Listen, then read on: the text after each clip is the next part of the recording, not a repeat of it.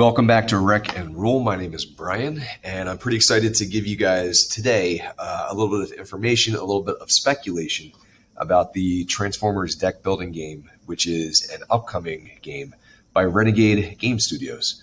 Some of what I'm giving you guys is information that we definitely know. Some of what I'm giving you is speculation based upon some existing information. Some of it is pure speculation, but I would also like to give you guys some information about Renegade Game Studios as a company, for those of you who are unfamiliar with them, and talk a bit about what a deck building game is if you are unfamiliar with that.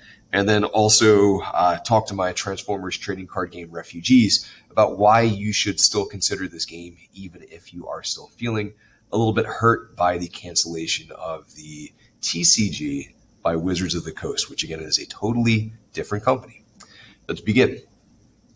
So to start off with, probably like the biggest, or at least the most flashiest bit of information that we got is the art for the cover of the game.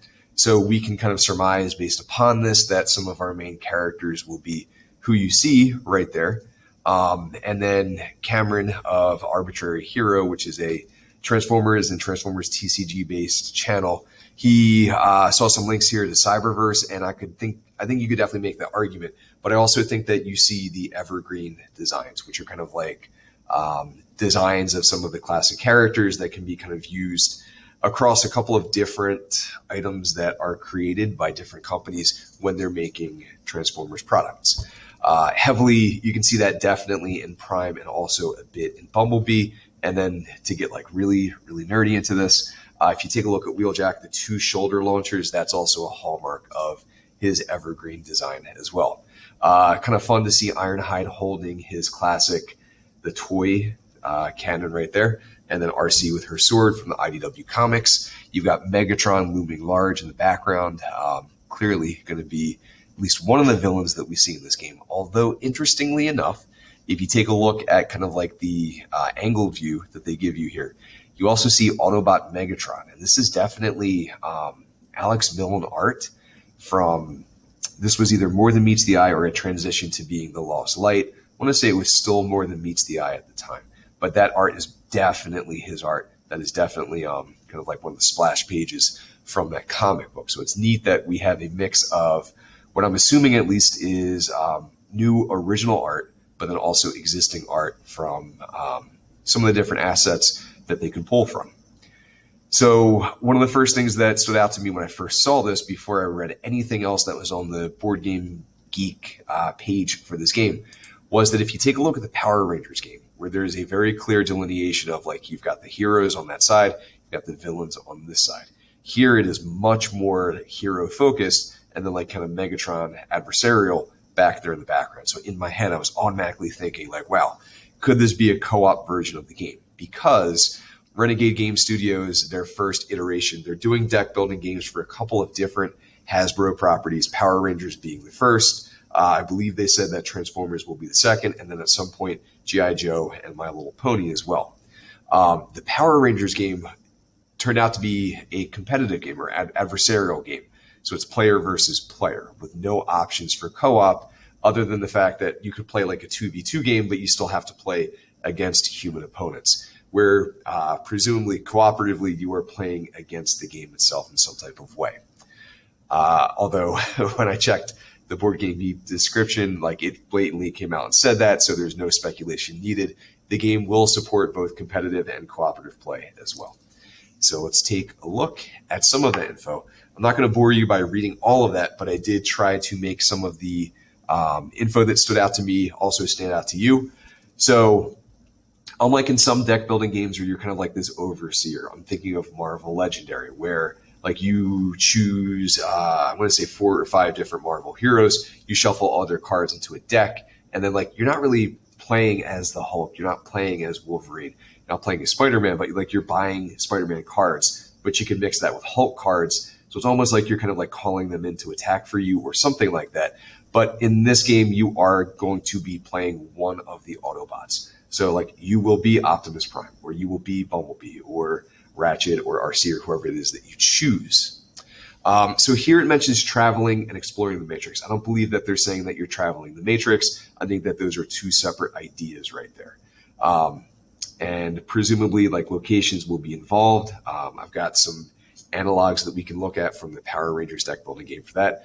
Exploring the Matrix is a good question. I assume that that might be something related to kind of like powering up or upgrading your character.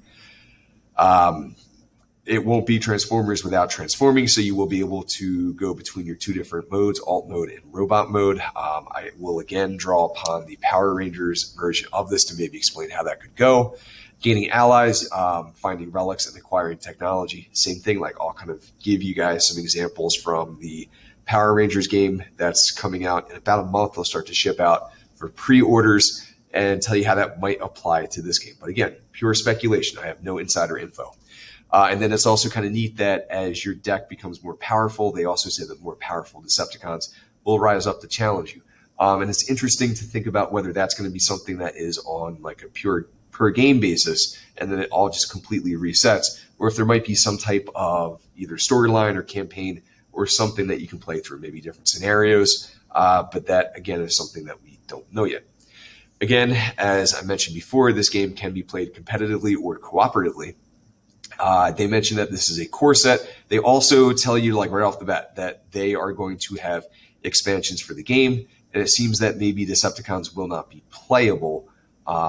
Although when they talk about playing this competitively, I wonder if at the very least that means that there's going to be a way where you can do 3 Autobots as players versus 1 player who's playing as Megatron, and or if there might be other kind of villains that you play against, or if you don't even play against a specific villain, but it's more of a scenario that you're playing, and then villains can impact that, pop in different ways. We'll have to wait. We'll have to see. But again, excited to see that they're definitely planning on having expansions, although people who are big Decepticon fans might be a little bit sad that they may not be playable in the core game, or at least not to the same level as the Autobots will be. Okay, so this is the information that you see also on the Board Game Geek page. Interesting to see that it's 1 to 4 players. Now, it'll also be interesting to see if it's going to be kind of a true solo where you are playing as 1 character, or if it's as a lot of other games do, where essentially like you can play solo, but you are basically playing as if you are 2 players playing the game, but you control both of those characters. 45 minutes to 90 minutes is like a pretty average time for a deck builder, age 13 plus, like not super, doesn't give us a ton of info, but obviously reading in text and card interactions will probably be important to the game. You see the designers there.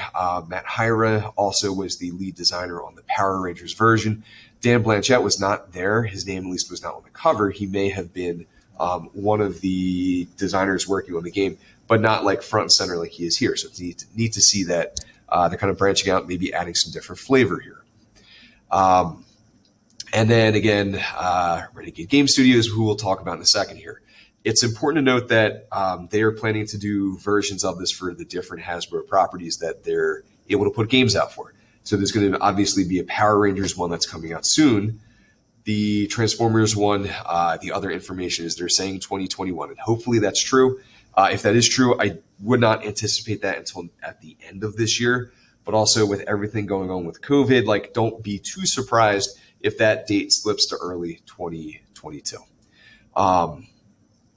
And I just kind of lost my thought I was going for. Oh, the different properties. So even though the mechanics for the games will probably be fairly similar, they've mentioned in some of the presentations that they did a few months ago when they kind of announced having these properties and being able to develop games for them, that they probably will not be directly compatible. Now, can you house rule some stuff? Absolutely. But that's, again, going to have to be something you do, or maybe they'll do it as an expansion down the road to let you combine Transformers and G.I. Joe, or however you would like to do it. So let's talk about Renegade Game Studios as a company. So they've been around for a while, but the past couple of years, they've really exploded. You guys can see a couple of their kind of signature games right here. Clank as a deck builder is almost universally celebrated. They've got the blank of the blank blank series, so Raiders of the North Sea, Architects of the West Kingdom. There are other, North Sea. There are other blank of the North Sea games out there. There are other blank of the West Kingdom games out there. I believe there's a few other locations, and there's different variations of them too. And those are also all basically like universally celebrated as well. They also have really good solo modes as well as multiplayer modes. I don't know much about Bargain Quest, but I've heard good things. Power Rangers has been a big success for them. This is a more recent release. They kickstarted it a little while back, but I believe it started to go out to backers. It's got Scott Pilgrim, the miniatures game. Just side note, I'm battling allergies right now, and I took some decongestant right before this, so apologies if you hear me sniffling or stumbling. I don't know much about Overlight. I believe it's an RPG. Kids on Bikes is kind of like their like 80s kid/teenager adventure movie, retro, inspired by E.T., Stranger Things type of RPG setting. They also have a board game coming out for that too, relatively soon. They have acquired the rights to Vampire the Masquerade to create a card game for it. They also kickstarted that, and that is also now shipping out to backers. They have a couple of really good solo games. The one I've played that I'm a big fan of is Warp's Edge. I recommend it. It's a great bag building game, which is similar to a deck building game, but you're basically building a like quote unquote deck or bag of tokens that you draw from that bag. Highly recommend it. That's one of the games that when I have some time to do some like impressions and give you guys some gameplay video of, I intend to do. So like long story short, it is in the hands of a good company. Don't be afraid of that. So the big question then is, and a lot of people are confused by this, is what is a deck building game? Deck building games are very, very popular, but they're much more like a board game as opposed to being kind of like a competitive card game. This is not a TCG. This is not a CCG. It's not even an LCG. So a deck builder, some of the main examples of that people might have heard of or be familiar with are Marvel Legendary, and there's some other legendary subprints, like there's the Aliens Legendary, Predator Legendary, Firefly, Buffy, etc. And then there's also just like a generic legendary app for your phone that you can play. That's a generic fantasy setting. Star Realms, also very popular deck building game.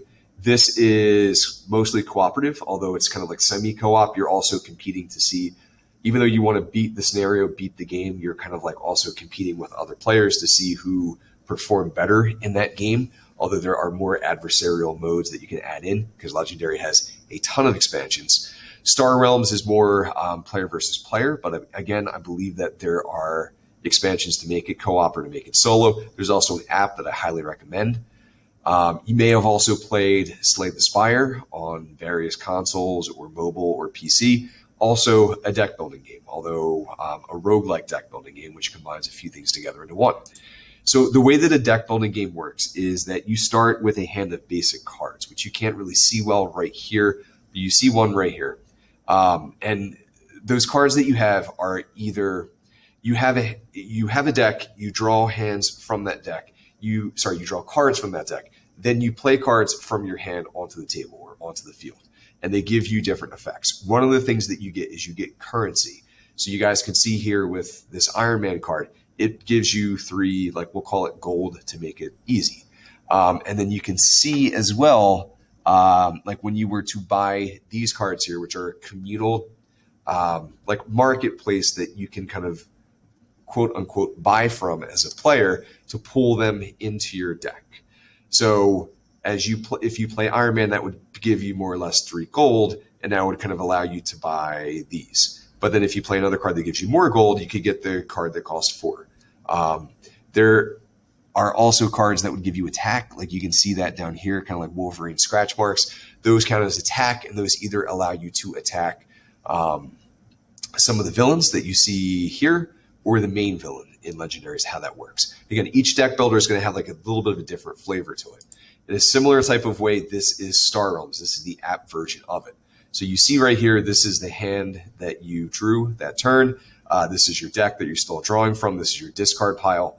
And then this is a card that this player has played from their deck. And the way that this would work is in Star Realms, the yellow is kind of essentially giving you money. The red is giving you attack. So from here, you are able to either attack the opponent's bases. You can attack their health pool in general. You can buy cards. And kind of like one of the goals of a deck builder is that you want to kind of like synergize your hand as much as possible. And a lot of these starting cards, like these scouts right here, which as you get later in the game and they're not as useful anymore, you want to find ways to get rid of them from your deck.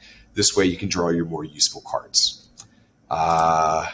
So here, this is from the Power Rangers deck building game rulebook, which is available on their website. I'll try to link to it if I remember. This is kind of like what a game would look like in mid-game. So you've got one player versus another player. You've got the hero side here. You've got the villain side there. You see the character here and here. You see kind of like some specialized stuff. So the villains have a lair. The heroes have a Zord Bay. They've got some special cards that they can buy whenever they have the resources available to buy them. And then there is a communal group of cards that you are able to either buy or kind of like get rid of. And I'll talk a little bit more about that in a second. So again, I want to remind you guys, like there's no guarantee that the way that things work in Power Rangers is the way it's going to work in Transformers, but it stands that there's going to probably be some similarities, right? So something that's kind of neat is that in the Power Rangers deck building game, you have 6 heroes that you can choose to play. You also have 6 villains. Now, again, with Power Rangers, it can play up to 4 people, and you can either go 1 versus 1, you can go 2 versus 2, you can go 3 versus 1, but it's got to be heroes versus villains is how that's going to go. Transformers is going to give you the option to play co-op against kind of like an AI-controlled scenario in some type of way. Is presumably how that's going to work. The Power Rangers deck building game already has a character flipping mechanic built into it. So on the Power Ranger side, you begin as a teenager, and then as you upgrade yourself, you see that there are little color edges on the side of the card.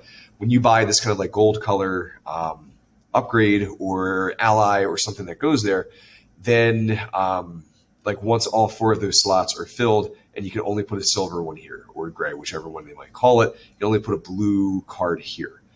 Once it's fully upgraded, then you guys are able to flip over to your Ranger side, but you're unable to flip back. I'm assuming that with Transformers, like with transforming being so integral to the IP, that you're going to be able to go back and forth somehow without being stuck in one mode. But I could be wrong about that, so don't take that as a definite. And then again, something that makes this stand out from other deck builders is that there are some cards that are like just for that specific character. In this case, they call them a signature item. So this is like off to the side. The other player can't like interact with it or block you from getting it. As soon as you're able to get it, so here this would cost 6, you're able to get it. Locations are also part of the game, and they essentially are a lot like how other games would maybe call these a support, like it's something that seems to stay on the field and have an ongoing effect that you can use. So like really quick, how their mechanics seem to work is that up top, you see this is the amount of resources you need to buy the card. The shards here are what you use to buy them. And then as you play cards from your hand onto the table, you get that, you bank up that number of shards that you can use that turn before your turn is over.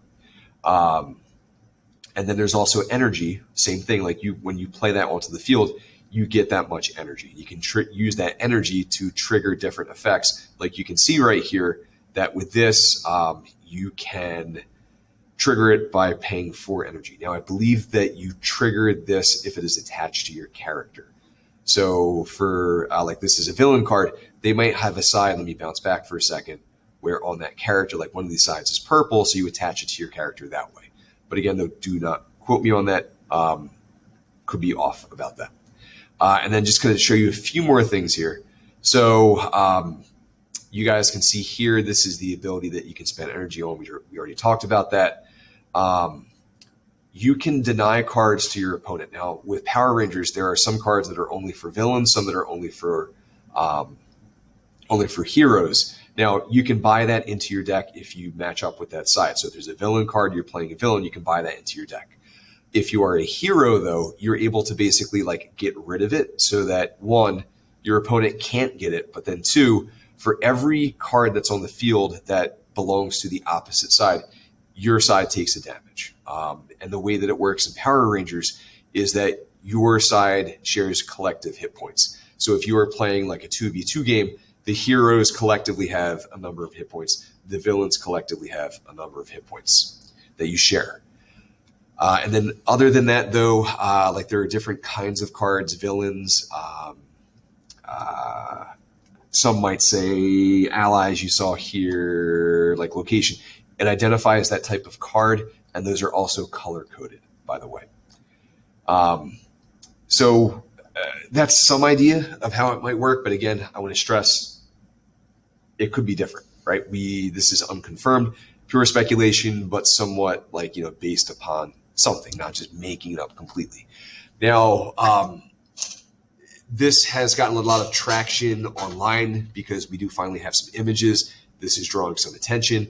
And a lot of the old Transformers TCG players, I know how the story ends, or fool me once, right? That type of idea. But I want to stress again, like it's two different things. So the Transformers TCG was more akin to kind of like a lifestyle game, similar to Magic or Yu-Gi-Oh! Or Pokemon, where like there's kind of ongoing releases and in order, like it's something that probably is going to be your main hobby. That is not what a deck building game is. A deck building game is, think of it a lot more like a board game, like it's a standalone experience. You can certainly play it a lot, right? But it's not the same thing. So there's going to be that core set that gets released. We've got that image. And then there's going to be expansions at some point down the road as well. But you're going to know exactly what's in there. There's no blind buy whatsoever. You know what's there, right? So to give you some idea of what that looks like, for Marvel Legendary, it's been around for a long time, right? So you can see here, this is the expansions page for Marvel Legendary. There are 32 different products you can get just for Marvel Legendary. But again, like this has been out for a long, long time. For the DC deck building game, which by the way, Matt Hyra was, sorry if it's Matt Hyra, my apologies. He was the lead designer for that, right? So you see here, there's also 30 different expansions you can get, although some of these are like kind of special promo cards. I think Grad is one of those. There's a ton of stuff for it, is kind of the idea. And I guess, if you are worried that this is something that's going to get dropped fairly quickly, like Transformers was, I guess I want to stress to you guys that this seems to be one of the ways that Renegade is kind of like expanding their company, is focusing on existing IPs. Right? So they've had access to the Power Rangers game since 2019. They ran a very successful Kickstarter for Heroes of the Grid, which is not a deck building game. It's a co-op board game. But I think we can maybe get some clues off of what they've done with that, right? So you can see that there are some exclusives that they've done through Kickstarter or other crowdfunding ventures where after the crowdfunding period, you can only get it through their website. Okay. And I know these things say sold out, but they pretty frequently do come back into stock. So don't let that worry you. And then you can see here, they offer kind of like big box expansions where you get a lot added to the game. Sometimes it's a different setting, which in this case, kind of, you see that there. There are smaller expansions too. So these give you other Rangers that you can play. These are like kind of different modules that you can do. The Megazord figure is a beautiful miniature. These two right here give you like special enemies to play against, where there's also big minis as well that go with it, but also cards where you play against that villain as well. And then there's villain packs as well to kind of expand your game and give you more options. And I'm not even showing you everything. Like there are some where it went down to a second image. I just didn't feel like cropping those images to show it to you, right? So they've shown that they are very dedicated to putting stuff out for this IP that they have the ability to produce products for. So I would say if I were you, like don't let that worry you, especially because I imagine that they are paying some pretty significant licensing fees to be able to use Transformers, G.I. Joe, My Little Pony, and of course Power Rangers as well, right? So the other big area where Renegade gives me a lot of good vibes is that they put out a lot of kind of like free content that people can use in their games. Extra modes, custom modes, alternate modes, special holiday modes, right? I believe there's up to like maybe 18 or 19 different special scenarios they've put out completely for free. So that is also something that gives me a lot of faith in them as a company. They are dedicated to their customers, to their fans. So the question of when is this going to come out? We don't know. And I'm assuming that once the Power Rangers deck building game does come out, they'll probably start to give some more info on Transformers. But it's worth noting that Renegade does a mix of Kickstarter. So their original Power Rangers Heroes of the Grid board game, different than the deck building game, did come out on Kickstarter, very successful, as you can see down over here. But they've done other games also. Like they have a game right now currently on Kickstarter as well, and they've put out games in between. So Kickstarter is one of their avenues to release stuff. However, they also kind of do some other kind of pre-order basically on their website. They use a funding site called CrowdOx, which a lot of Kickstarters kind of use to help them do collect payments for extras and expansions and to kind of help them with fulfillment and things like that, right? So probably, not definitely, probably one of those two will be the angle that they go. And it's worth kind of jumping in that way as opposed to when it hits retail, because they also like to do quick little exclusives that go in there. So for example, for Power Rangers, I believe that one of the exclusives is the White Ranger as a character. I think also you get some upgraded components too for pre-ordering through them. So I do recommend that when that is available. Last thing I want to stress is that a lot like what we did when we found out about the Transformers trading card game, we are trying to build up a community. So check that out. The Facebook header is right there, and I will have the link for that in the description and also as a pinned comment. Thank you guys for listening to my rambling. I appreciate it. I hope you guys got some information out of this. Renegade Game Studios, if you're out there, if you are listening, we would love to work with you guys, preview stuff, help you guys build hype for this game. Thank you guys, and I hope that you are safe. I hope that you are doing well, and I hope that you and your families are healthy. Adios.